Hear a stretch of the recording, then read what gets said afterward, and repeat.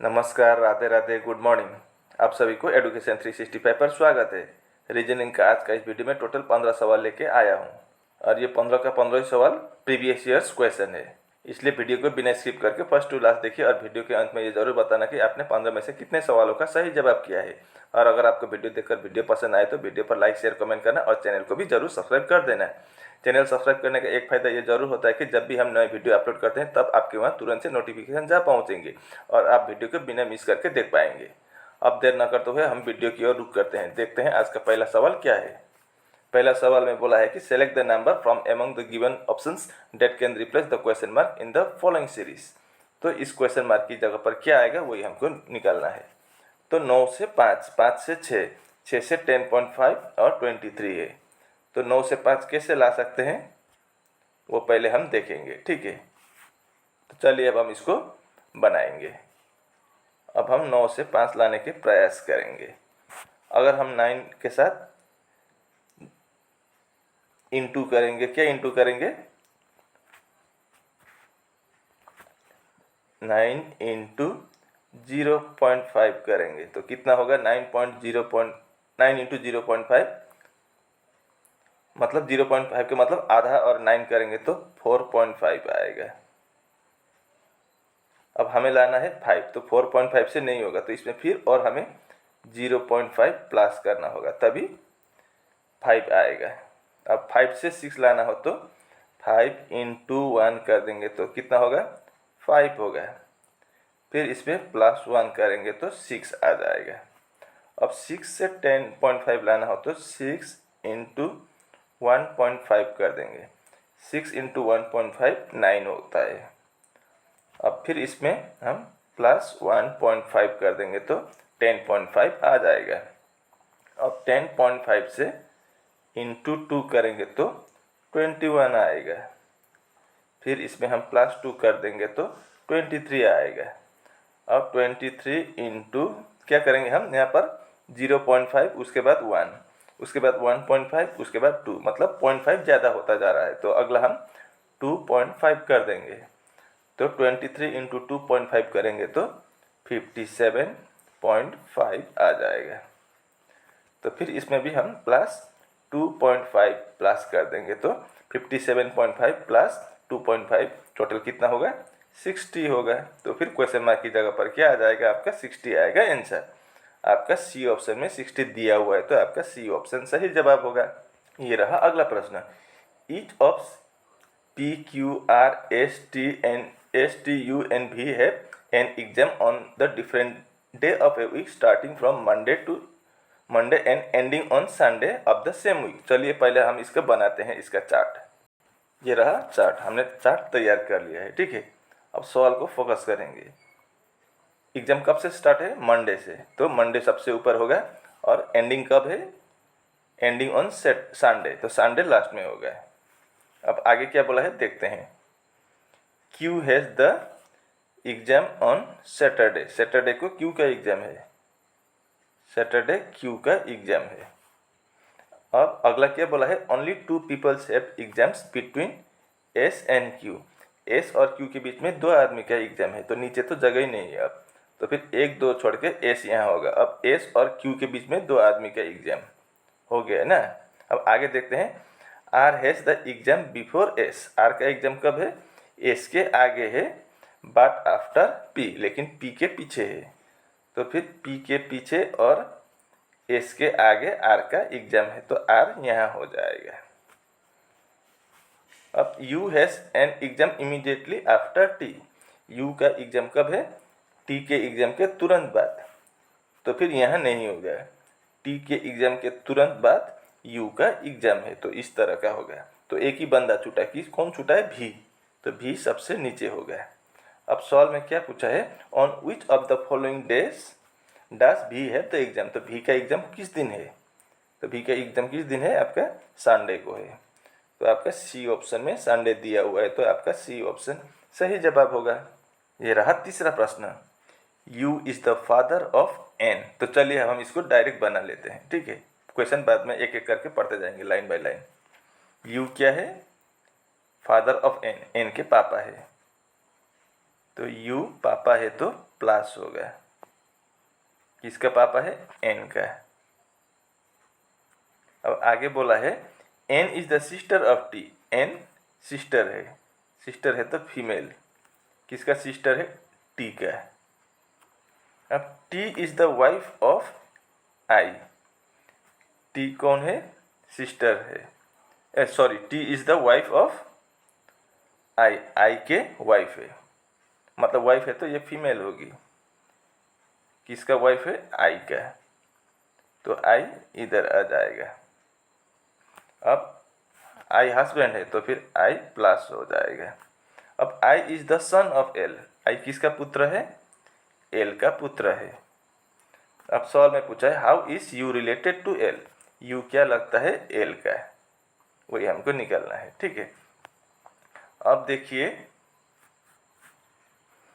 L के पुत्र है आई, आई के पत्नी है टी, टी और एन दो बहन है, और एन के यू पापा है यू, तो टी का भी तो पापा होगी अगर ये दोनों बहन है तो फिर टी के पापा कौन है, यू है।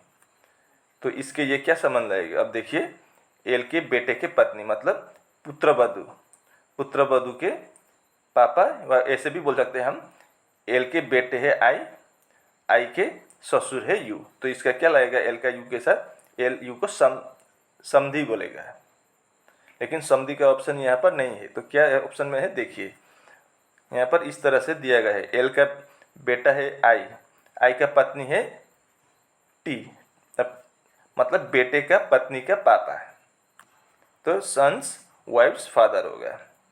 एल का बेटा है आई, आई के पत्नी है टी, टी के पापा है यू, तो आपका ए ऑप्शन सही जवाब होगा, son's wife's daughter. Son's wife मतलब पुत्र बहू के पापा, ठीक है। ये रहा चौथा प्रश्न। 4 of the following 5 figures are alike in a certain way and thus form a group, which is the one that does not belong to that group. यहाँ पर 5 में से 4 में कोई एक समानता है लेकिन एक अलग सा है, तो कौन सा वाला अलग सा है वही हमको निकालना है इन 5 में से। अब इस फिगर को देखिए, यहाँ पर टी है, यहाँ पर भी टी है, लेकिन एक ही साइड में ऐसा हुआ है, यहाँ पर एरो है, यहाँ पर भी एरो है, एक ही साइड में है, नीचे की तरफ, दोनों का साइड एक ही तरफ है, टी भी ऐसे ही दोनों का ऐसे ही है, एक ही तरफ है। अब यहाँ पर देखिए ए भी ऐसे ही है, ये ए भी सेम टू सेम है। अब ये क्या है, इसका नाम तो पता नहीं, लेकिन ये भी सेम टू सेम ऐसा ही है, दोनों लेकिन सेम डायरेक्शन में। लेकिन इसका देखिए आपका ये तीसरा वाला, एक का ऊपर के तरफ चला गया, दूसरा का नीचे के तरफ, मतलब अपोजिट डायरेक्शन में, विपरीत दिशा में चला गया है सी वाला फिगर में, तो आपका सी ऑप्शन सही जवाब होगा। इन 5 में से सी अलग है। In the 3 of the 4 pairs, the same pattern is applied and hence they form a group. Select the number pair that does not belong to this group. मतलब इन चारों में से 3 में सेम पैटर्न से बना हुआ है और एक अलग है, तो वही अलग वाला हमको पहचान कर निकालना है, मतलब हमें इनमें से विषम हमको पहचान के निकालना है। तो चलिए अब हम इस पर नीचे से ट्राई करेंगे। हमेशा हम ऊपर से ट्राई करते थे, आज नीचे से करेंगे, ठीक है। अब यहाँ पर 22 है और 242 है। अगर हम 22 के साथ, अब यहाँ पर ऐसे मत बोलिए, यहाँ पर 2 है, यहाँ पर भी 2 है, तो आगे पीछे 2 रख दिया, बीच में 2 + 2 4। यहाँ पर देखिए 1 और 8, आगे 1 पीछे 8, और इन दोनों को प्लस करने पर 9। अब तीसरे में देखिए आगे 3 है, पीछे 1 है, और 1 और 3 प्लस करेंगे तो 4। अब यहाँ पर आगे 1 लेकिन पीछे 3 नहीं है, लेकिन इन दोनों को प्लस करने पर 4। तो ऐसा होगा क्या है, देखते हैं क्या है लॉजिक। इस तरह का लॉजिक नहीं है, अब देखने पर तो वैसा भी लगता है। अब 22 है, इधर 242 है। अगर हम 22 × 11 करेंगे तो 242 आता है।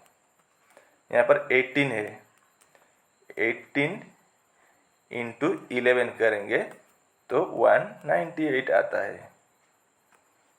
31 × 11 करेंगे तो 341 आता है, और 13 × 11 कर देंगे तो 143 आता है। अब देखिए नीचे 242 सेम है, 198 सेम है, 341, 341 सेम है। यहाँ पर कितना है 143, इधर 144, मतलब अलग सा हुआ है। तो आपका इन चारों में से आपका ए ऑप्शन ओड हो जाएगा। ठीक है, ये रहा अगला प्रश्न। 6 लेटर्स PQRST, PQR नहीं है, PQSTUNV are written on different faces of a dice. ये यहाँ पर दो अलग अलग डाइस दिया गया है। इसमें क्या क्या लिखा है, PQSTU और V। अब 2 position of this dice are shown in the figure. अब यहाँ पर दो अलग अलग स्थितियाँ दिखाई गई है एक डाइस के। ठीक है, अब find the letter on the face opposite to T। हमें T का विपरीत निकालना है। तो T का विपरीत में क्या आएगा वही हमको जानना है। अब इन दो डाइस को देखिए, यहाँ पर सिर्फ इधर भी T है, इधर भी T है, मतलब T कॉमन है दोनों में। तो जो कॉमन है हम दो कॉमन को लिख देते हैं। अब इसको हम क्लॉकवाइज में घुमाएंगे ऐसे। तो T के बाद क्या आएगा, Q है। तो T के बाद Q और उसके बाद क्या है, V है। तो ऐसे लिख दिया। अब यहाँ T के पीछे क्या, T से आगे यहाँ पे क्लॉकवाइज घूमेगा ऐसे घड़ी के दिश में। तो T के बाद U है और बाद में S है। इसका मतलब क्या है, V का अपोजिट होगा आपका S और U का अपोजिट होगा Q। तो T का अपोजिट क्या होगा, यहाँ पर देखिए क्या क्या था, P छूट गया था, तो यहाँ पर P बाकी है, बाकी सब आया है। तो T का अपोजिट आपका P हो जाएगा। यहाँ पर PQSTU और भी लिखा था, यहाँ पर P नहीं है कहीं भी, तो P आएगा आपका T के विपरीत में, अपोजिट साइड में। तो आपका P कहाँ पर है, D ऑप्शन में है। तो आपका D ऑप्शन सही जवाब होगा। इसको देखिए, each of the digits in the number, ये इस नंबर का is arrange in ascending order. इसको बढ़ते क्रम में रखा गया है फ्रॉम लेफ्ट टू राइट, बाएं से दाएं की तरफ। The position of how many digits will remain unchanged as compare to that those in the original number. तो चलिए इसको हम बनाते हैं। तो ऊपर जो लिखा था यहाँ पर 5 2 3 8 6 4 1, इसको मैंने नीचे कॉपी कर लिया है। अब इसको हमें कैसे बनाना है, असेंडिंग ऑर्डर में, मतलब छोटे से बड़ा है। तो यहाँ पर इन सब में से सबसे छोटा 1 है, तो 1 हम आगे लिख देंगे। उसके बाद क्या है, 2 है, 2 यहाँ पर। उसके बाद 3 आएगा, उसके बाद 4 आएगा, उसके बाद 5, फिर 6 और लास्ट में 8। अब यहाँ पर पूछा है कि ओरिजिनल नंबर ये है। अब हमने चेंज करके असेंडिंग ऑर्डर में बनाने से ये नीचे वाला आया है। अब पूछा है कि पहला नंबर से दूसरा नंबर जो चेंज हुआ है उसमें कितने ऐसे संख्या है जो अपना स्थान अपरिवर्तित है, मतलब चेंज नहीं हुआ है उनका स्थान।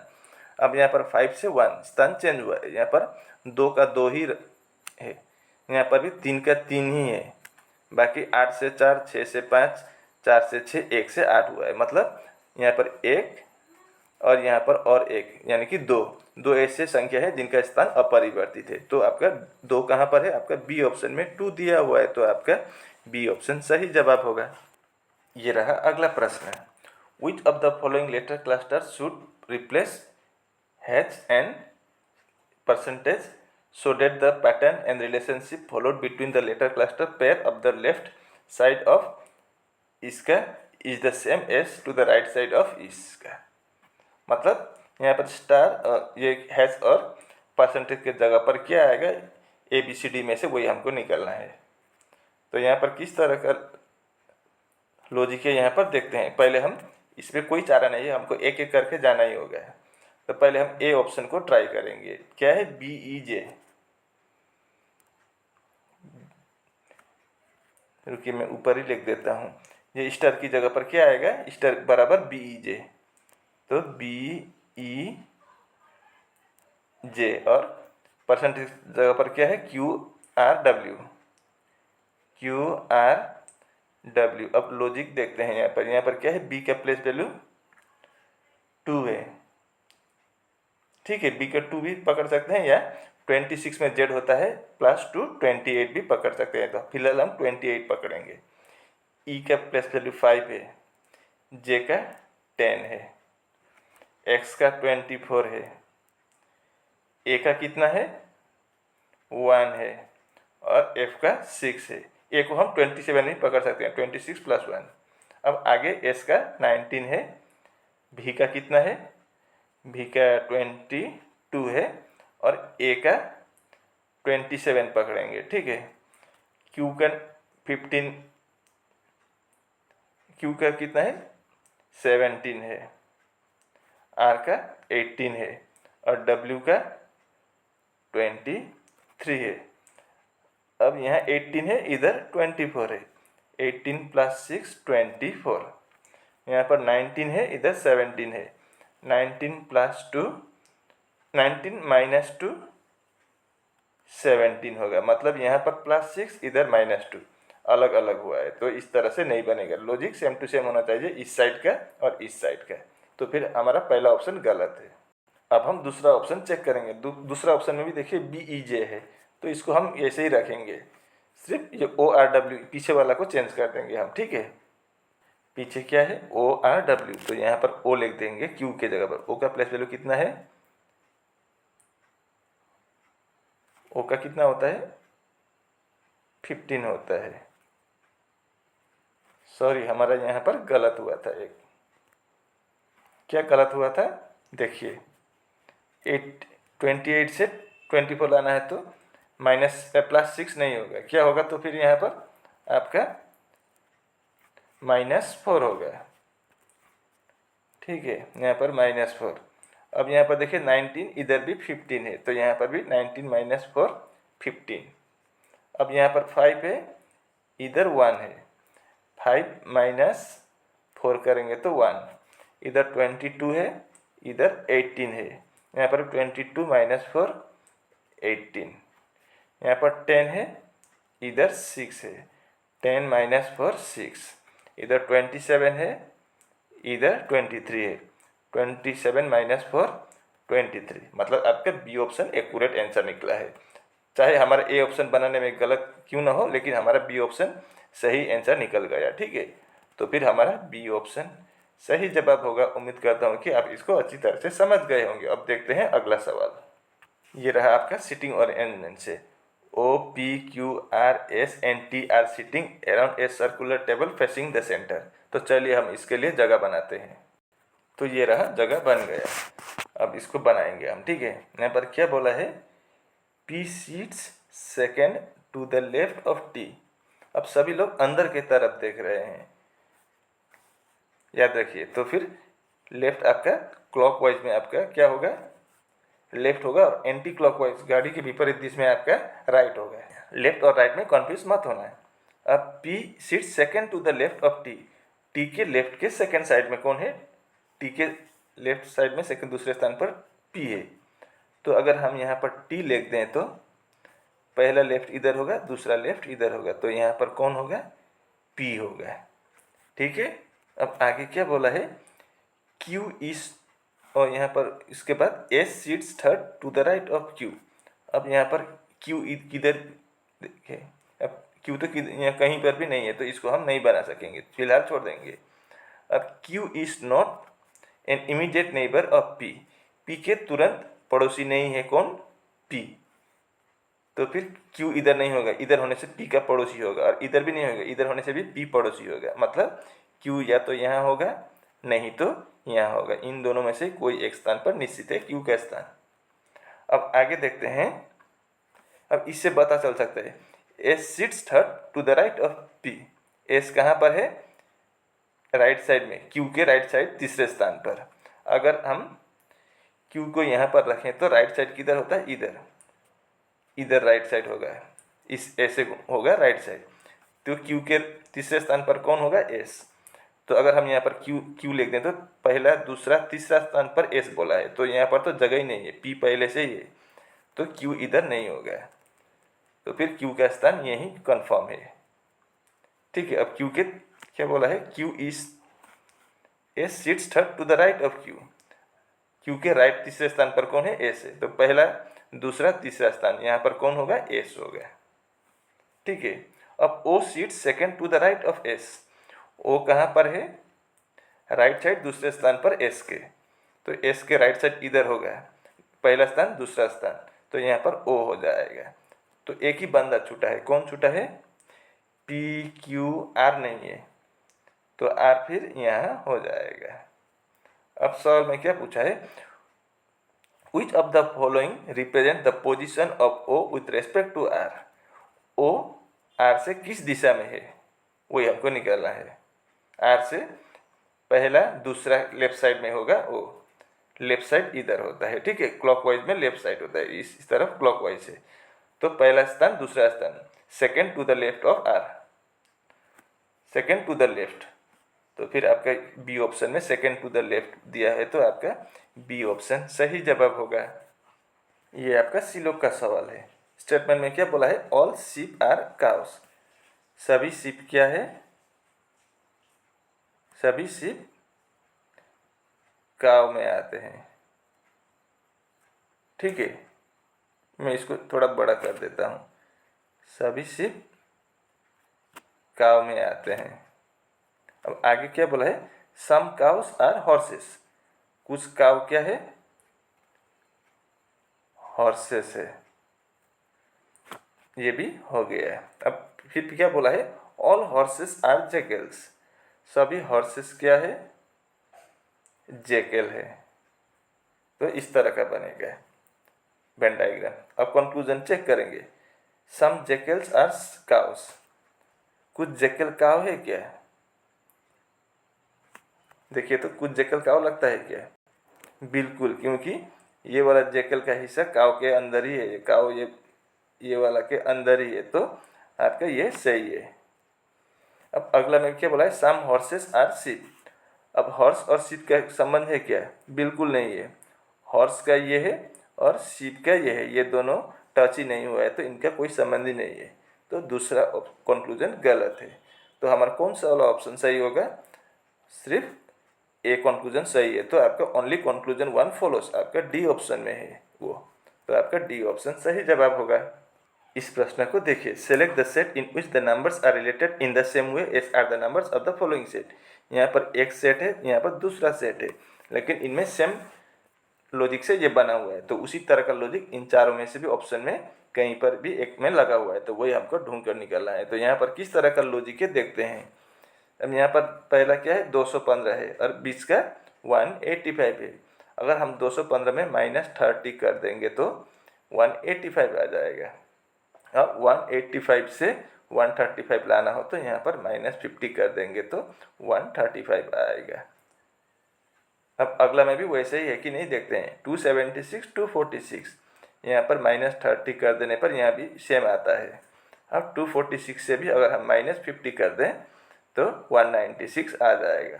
अब इन ऑप्शन में चेक करेंगे, ठीक है। अब ऑप्शन में क्या है, 255, ए ऑप्शन में 235, यहाँ पर -20 करेंगे तो 235 आएगा 255 से। तो यहाँ पर -30 था, यहाँ पर भी -30 था, लेकिन यहाँ पर -20 आया, तो ये आपका होगा ही नहीं, तो इसको हम पहले हटा देते हैं।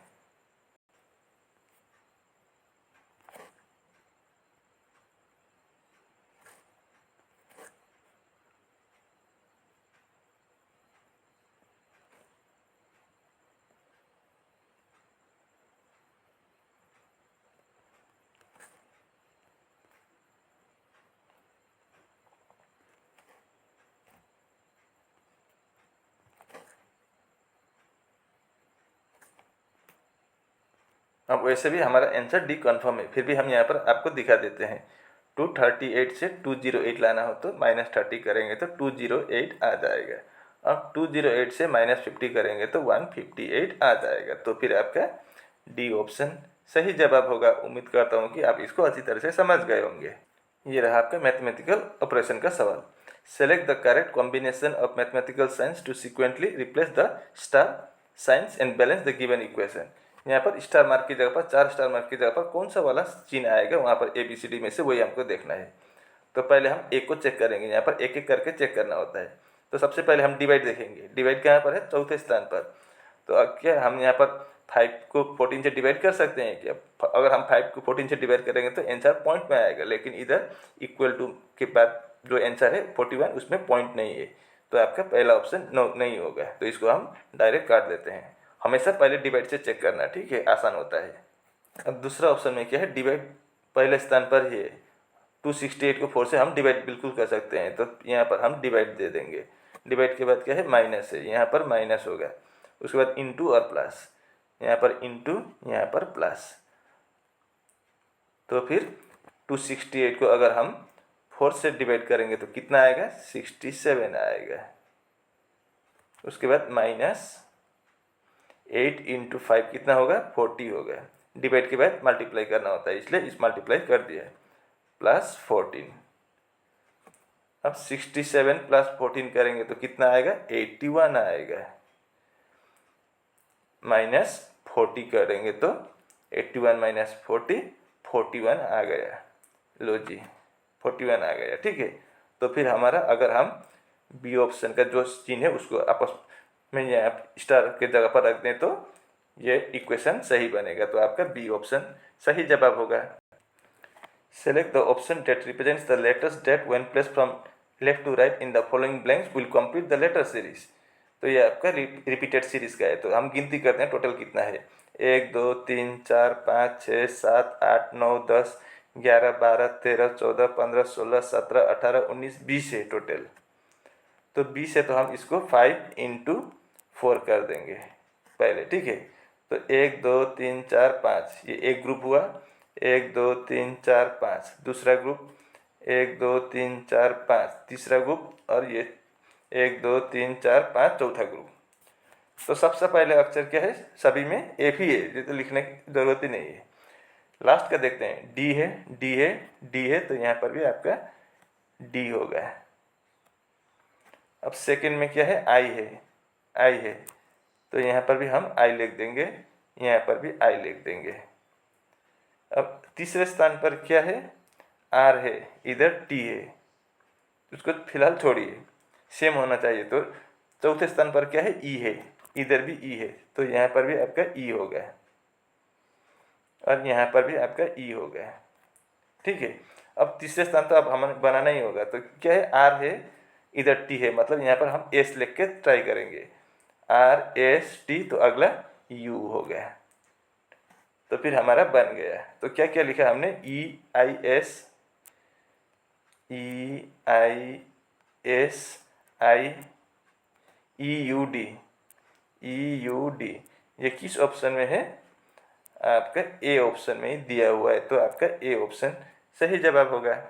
इस प्रश्न को देखिए, given in the table are the numbers code for the given letters. यहाँ पर सभी लेटर, यहाँ पर L P C E I N के लिए अलग अलग कोड दिया गया है, 1 2 3 4 5 6। अब select the combination of numbers so that the letter arrange accordingly will form a meaningful word. अब हमें यहाँ पर 4 ऑप्शन में अलग अलग नंबर दिया गया है, अगर हम इन सबको मिलाएं तो एक मीनिंगफुल वर्ड बनना होगा। तो किस ऑप्शन से बनेगा। अब L P C E I N से कोई वर्ड नहीं बनता है, लेकिन उसको अगर हम आगे पीछे नंबर कर दे तो कोई एक वर्ड बनेगा। तो कौन सा वाला नंबर को आगे पीछे करने से बनेगा, ये इस नंबर से हम लेटर चेंज करके देखते हैं। तो पहला ऑप्शन में क्या है, ए ऑप्शन में 3 4 1। तो चलिए हम इसको देखते हैं। तो 3 मतलब सी, उसके बाद 4, 4 का क्या है, ई, उसके 1, 1 का मतलब एल, सी ई एल, उसके बाद 5, 5 का मतलब सी ई एल आई, उसके बाद पी और एन। इस तरह का कोई अंग्रेजी में शब्द नहीं है, वर्ड नहीं है। तो आपका पहला ऑप्शन गलत है, तो इसको हम हटा देते हैं। अब हम दूसरा चेक करेंगे, 6 5 3। 6 का मतलब एन आई, 5 का मतलब आई, 3 का मतलब सी, 4 का मतलब ई एन आई सी ई, 1 का मतलब एल, और 2 का मतलब पी, एन आई सी ई एल पी। ये भी कोई वर्ड नहीं बनेगा, ऐसा वर्ड ही नहीं है अंग्रेजी में। तो आपका दूसरा ऑप्शन भी गलत है। अब तीसरा देखेंगे, तीसरा में क्या है, 2 4 6। 2 का मतलब पी, 4 का मतलब ई, 6 का मतलब 2 का मतलब पी, 4 का मतलब ई, 6 का मतलब 6 एन, 3 का मतलब सी, 5 का मतलब आई, और 1 का मतलब एल, मतलब पेंसिल। अब एक कोई मीनिंगफुल वर्ड बन गया है। तो किस ऑप्शन से बना है, आपका सी ऑप्शन से बना है। तो फिर आपका सी ऑप्शन सही जवाब होगा। उम्मीद करता हूँ कि आप इसको अच्छी तरह से समझ गए होंगे। ये रहा अगला सवाल आपका इनइक्वलिटी से। स्टेटमेंट में क्या बोला है, Z is greater than F, is greater and equal to A, equal to B, equal to G, is greater than S, smaller than E. Conclusion में क्या बोला है, जेड से ए बड़ा है। तो चेक करते हैं। इस तरह का सवाल इनइक्वलिटी में क्या होता है, अगर कहीं ऐसा सेम टू सेम सिंबल आए या इस तरह का या इस तरह का, तो हम लेफ्ट से राइट या राइट से लेफ्ट जा सकते हैं तीनों में, ठीक है। लेकिन अगर बीच में कहीं इस तरह का सिंबल आए या इस तरह का सिंबल आए तो हम राइट से लेफ्ट या लेफ्ट से राइट नहीं जा सकेंगे। तो इस तरह का सवाल कहीं पर बीच में साइन आ जाए तो हम इसको डायरेक्ट रॉन्ग बोल देंगे। लेकिन इसमें हम रॉन्ग भी हो सकता है, राइट भी हो सकता है, इसका चेक करने का विकल्प है, लेकिन इसका कोई विकल्प ही नहीं है, तो इसको डायरेक्ट हम रॉन्ग बोल देते हैं। बस इतना बात याद रखिए। अब देखते हैं पहला कंक्लूजन क्या बोला है, जेड से ए बड़ा है। अब जेड से एफ छोटा है, एफ से ए छोटा है और छोटा है, तो फिर जेड से ए छोटा होगा। लेकिन यहाँ पर जेड से ए बड़ा बोल रहा है, तो आपका पहला ऑप्शन गलत है। अब दूसरा ऑप्शन चेक करेंगे, जी से ई बड़ा है। अब जी से ई बड़ा है क्या? अब जी ऐसा है, देखिए जी एस से बड़ा है और एस से ई बड़ा है, मतलब अब बीच में इस तरह का साइन आ गया। देखिए इस तरह का साइन आए तो इधर से हम इधर या इधर से इधर नहीं जा सकेंगे, लेफ्ट से राइट या राइट से लेफ्ट। तो इस तरह का सवाल में हम कंफर्म नहीं होता है कि आंसर कौन सा वाला होता है, तो इसलिए इसको भी हम गलत ही बोल देते हैं। तो हमारा कौन सा ऑप्शन सही होगा? आपका neither conclusion one not two is true होगा। तो फिर आपका डी ऑप्शन सही जवाब होगा। और इसी के साथ आज का वीडियो यहीं पर समाप्त होता है। अगर आपको वीडियो पसंद आए तो वीडियो पर लाइक शेयर कमेंट करना और चैनल को भी जरूर सब्सक्राइब कर देना। मैं ऐसे ही मुद्दे लेकर अगले वीडियो में फिर हाजिर हूँगा। तब तक के लिए मुझे विदा दीजिए। आपका दिन शुभ हो। राधे राधे।